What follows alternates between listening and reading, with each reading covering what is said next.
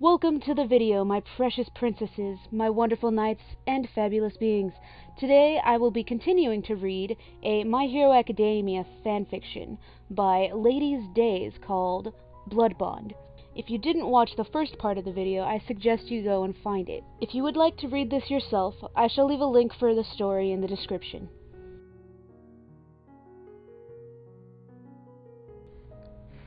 The comforter on your bed had always been one of your favorite parts. It was light and didn't keep the heat trapped in.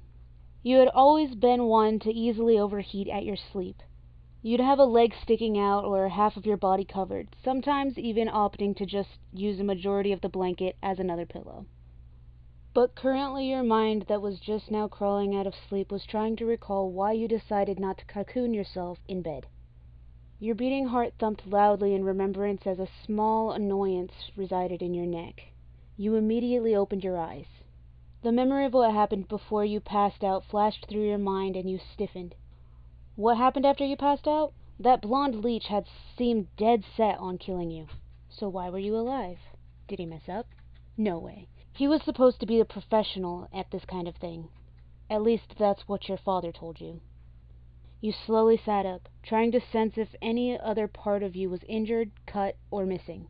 Thankfully, you seemed to only have a kink in your neck and slight dizziness as you sat up.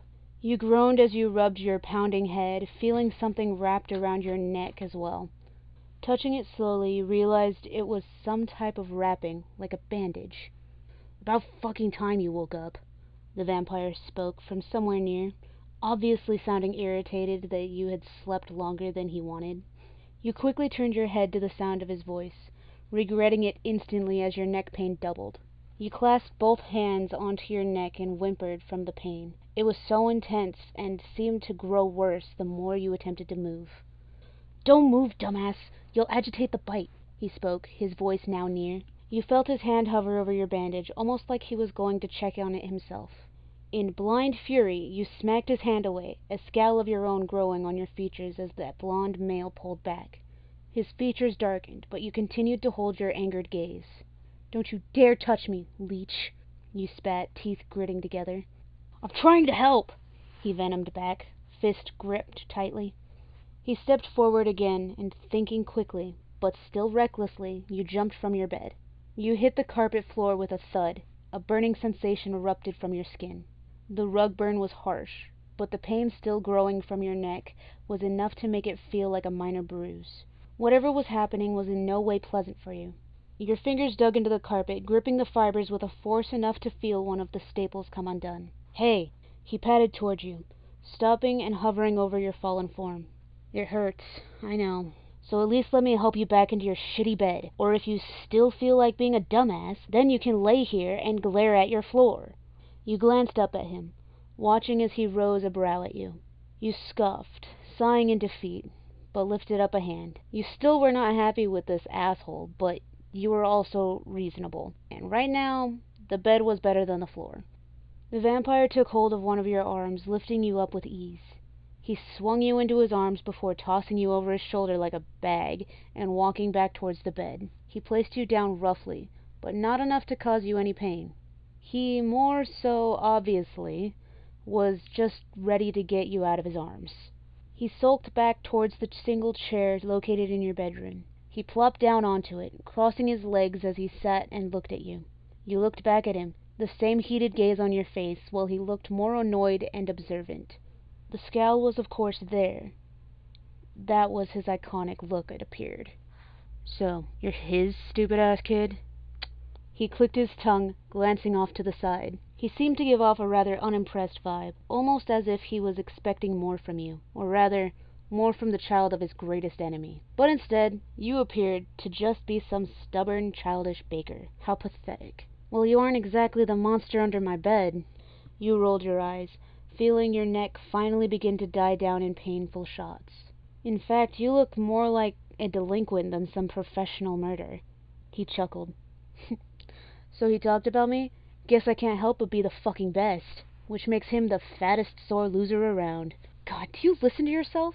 you snarled, face scrunched up in disgust. "Quit acting like you're some great thing. You're a plague on the world."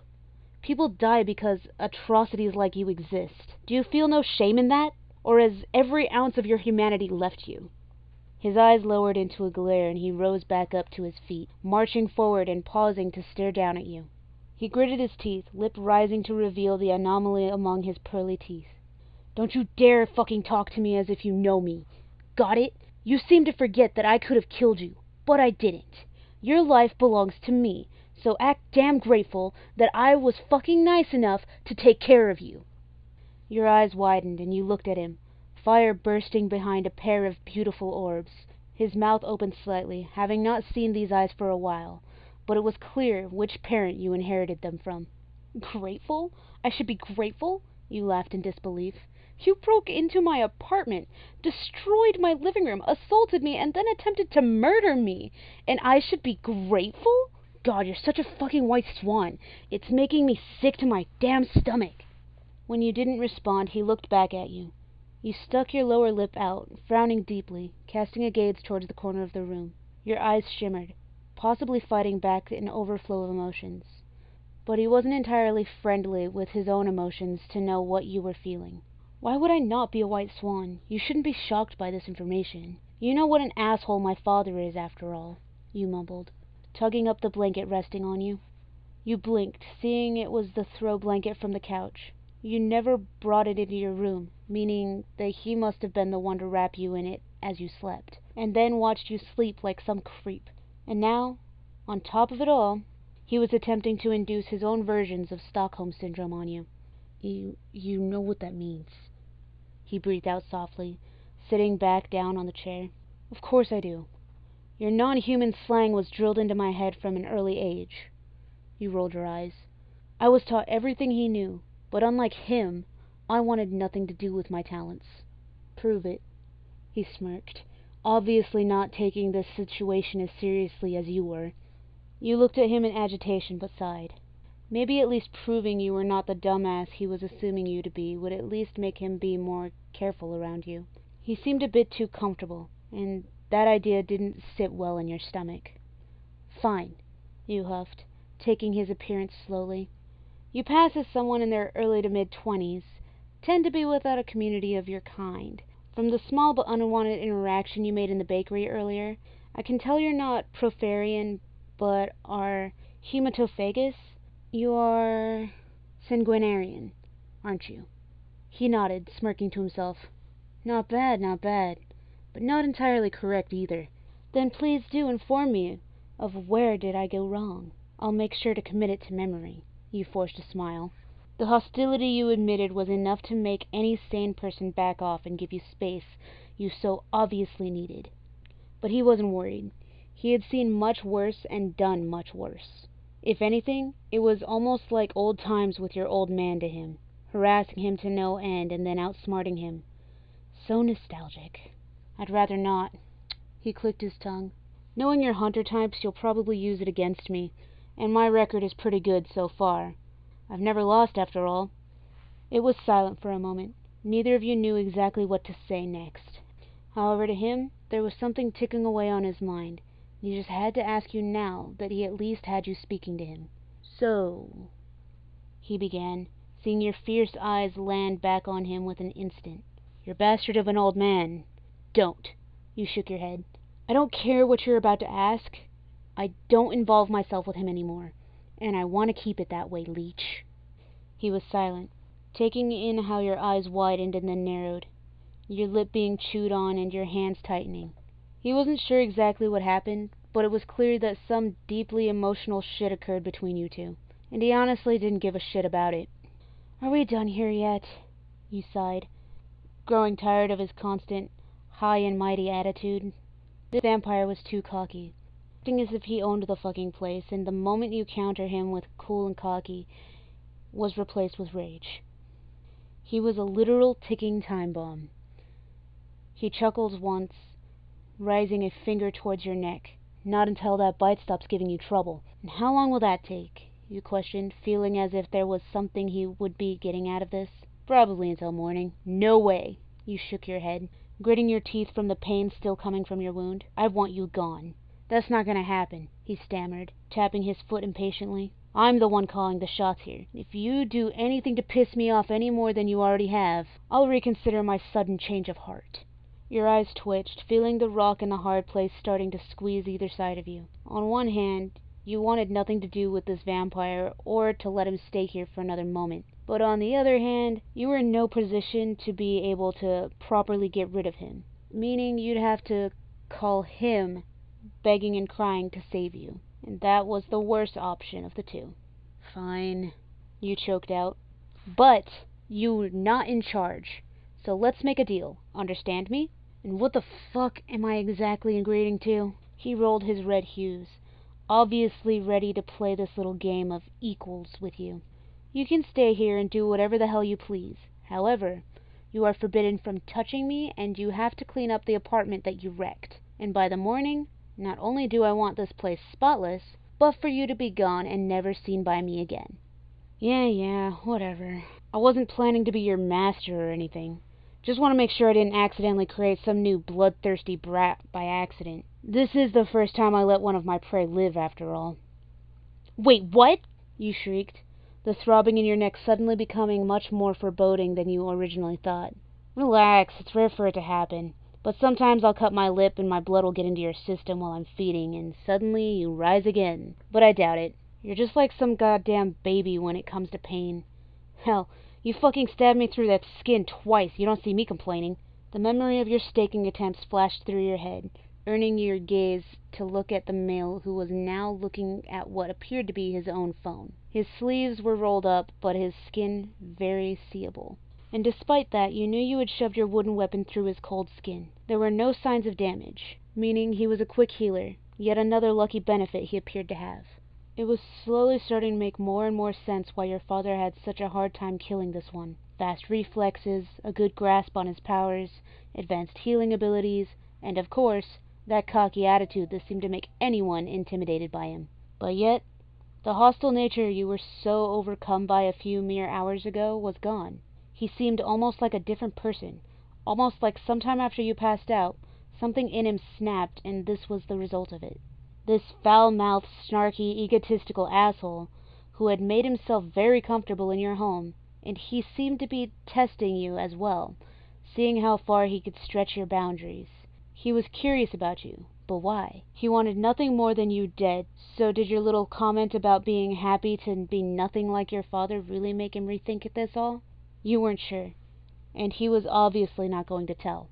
However, unknowingly to you, the vampire himself was trying his hardest to figure you out as much as you were trying to figure him out. He knew without a doubt that you and his former nemesis were for sure related by blood. That passive-aggressive temper and snarky attitude were on key, as were those beautiful eyes. But, as he found more similarities between the two of you, more questions arose. Your relationship with your father seemed off. It was clear you didn't despise the man, but you also wanted nothing to do with him. Especially when it came to being compared to him, you really wanted nothing of that sort. "Well," he spoke, deciding this was enough interaction. "I'll get cleaning then. You do whatever the hell you want." He sulked out of the room, closing the door quietly before sighing to himself. What the hell was going on with him tonight? If only he hadn't been so gung-ho about this entire revenge plot, then maybe he would still be able to make sense of his actions. But now, he had no idea what he was doing. One minute he's worried, and the next he honestly wants nothing to do with you. This strange squeezing in his chest, along with how he couldn't help but stay close.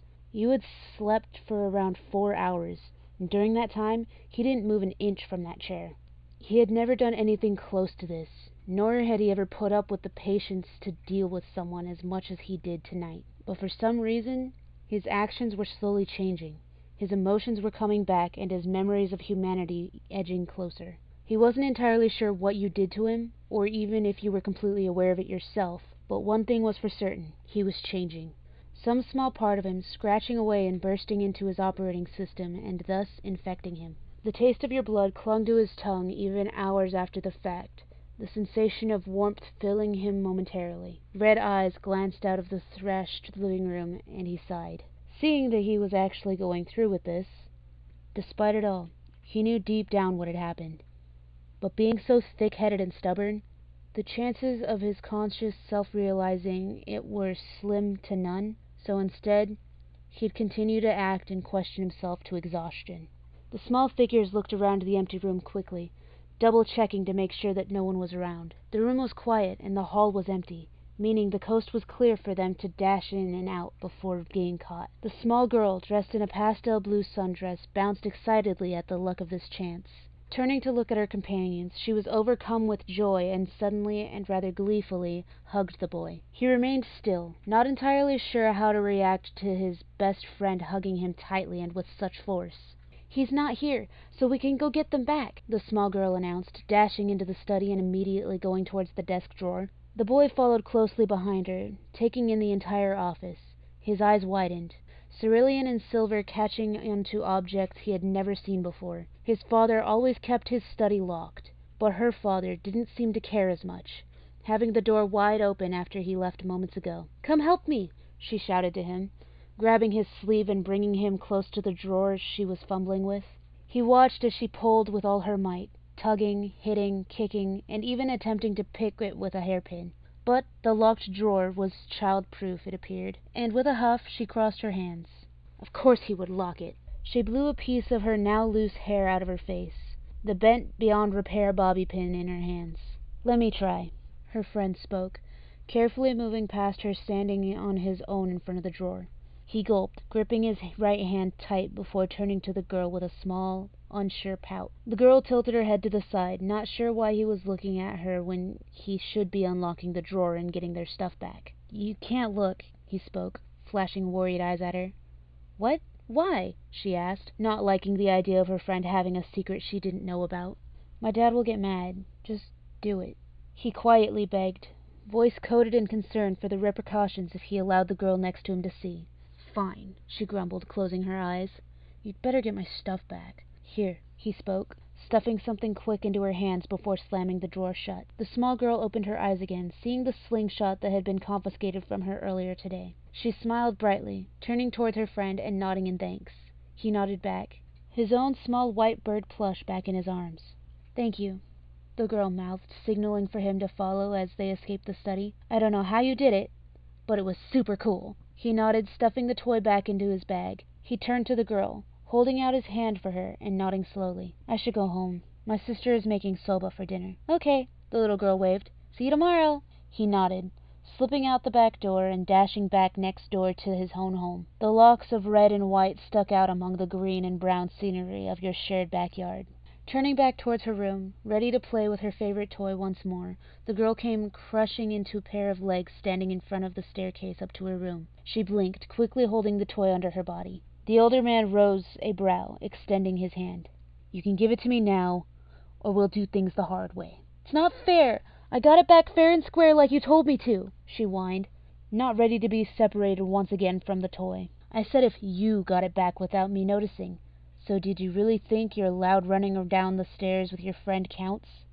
Plus, it was obvious you'd fetch it when I left to go talk to your mother." He picked his daughter up and grabbed the slingshot while placing her back down on the hardwood.